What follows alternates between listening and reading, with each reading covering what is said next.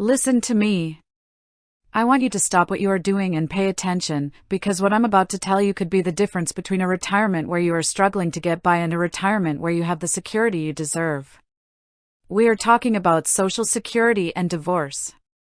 And if you think that because you walked away from that marriage, you walked away from the money you helped build, you are wrong.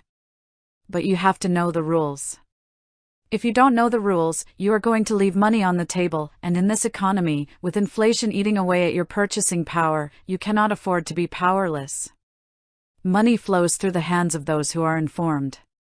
So, are you ready? Because we are going to get real.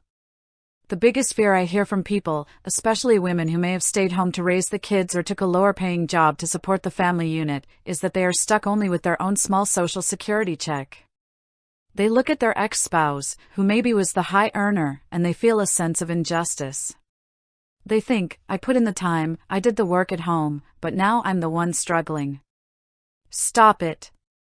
Stop that thinking right now. You have power, but only if you use it. Here is the magic number you need to remember, 10. If you were married for at least 10 consecutive years, you have opened a door to a benefit that could change your life. 10 years. Not 9 years and 11 months. 10 years. If you divorced at year 9, I am sorry, but the law is the law. But if you hit that 10-year mark, you are eligible to collect a benefit based on your ex-spouse's earnings record. Now, I know what you're thinking. You're thinking, Susie, if I claim on my ex's record, is he going to find out?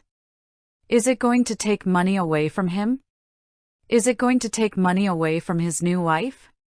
Listen to my words, and no. It does not affect their benefit by 1 penny. The Social Security Administration doesn't even tell them. This is a completely separate pot of money that you earned by being part of that family unit for a decade or more. Do not let guilt or fear of a phone call from an ex keep you from what is rightfully yours. But here is where you have to be careful. You must be at least 62 years old to claim. And you must be unmarried. If you remarry, poof. That benefit based on your ex-spouse generally goes away. You would then be looking at your new spouse's record. So before you say I do again in your 60s, you better look at the numbers. Is that new love worth losing a massive Social Security check? Maybe it is, maybe it isn't, but you must make that choice with your eyes wide open. Now, let's talk about the problem. The problem is timing. If you are 62 and you go running to the Social Security office because you need the cash today, you are making a mistake that will haunt you for the rest of your life. Why? Because at 62, you are only getting about 32.5% of your ex's benefit. If you wait until your full retirement age, which for most of you is 67, you get 50%. That is a massive jump. Do the math. If 50% of their benefit is $1,500 but you claim early and only get $1,000, you are throwing away $6,000 a year. For what? For a little bit of instant gratification? No. You stay strong. You wait if you can. And what happens if your ex-spouse passes away? This is vital. If they die, you aren't looking at a 50% spousal benefit anymore. You are looking at a 100% survivor benefit. 100%. But again, you have to have been married for those 10 years.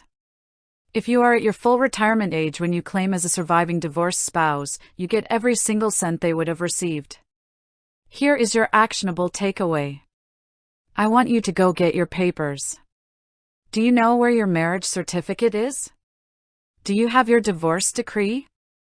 You are going to need the original documents. Not a photocopy.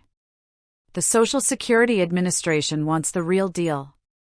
If you don't have them, call the records office in the county where you were married or divorced today. Not tomorrow. Today. Then, I want you to go to ssa.gov and create your My Social Security account. Look at your own statement. Then, if you know your ex-spouse's Social Security number, great. If you don't panic. The SSA can often find it if you have their date of birth and parents' names. You need to call them and ask, based on my ex-spouse record, what would my benefit be at age 62 versus age 67? Don't just take what's handed to you. You worked for this. You earned this. A marriage of 10 years is a massive investment of your life, your heart, and your energy. It is time you got a return on that investment. Be brave. Be informed. And most importantly, stay secure. Because you are worth it.